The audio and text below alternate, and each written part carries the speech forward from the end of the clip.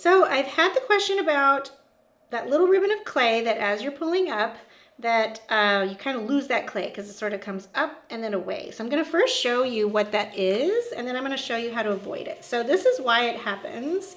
When I'm gathering my clay, I create that little ledge, and that sort of gathers the clay from the bottom, gets it up into the wall. And I've noticed that when people lift, do you see how my hand is just sort of flat and lifting straight up?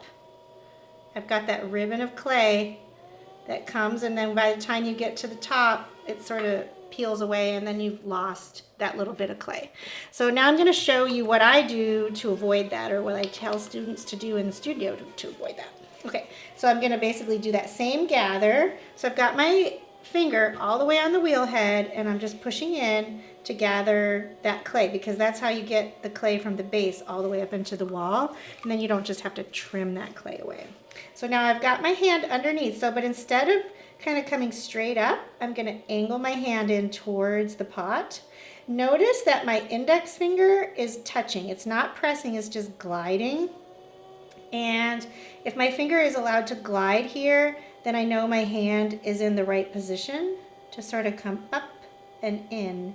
It also helps you to create a cylinder that's very tight at the top, so you don't end up with the accidental bowl as much. So I'm going to do that one more time. Just adding a lot of water because of time, I suppose. So good. Now I've got my groove created down there again. I always want to add water because otherwise you're going to create friction. And then I want to angle in my hand towards the pot. On the inside, my hand is traveling, just like we always do for pulling. And then as we come up, if you notice, that clay goes in and onto the wall instead of peeling away.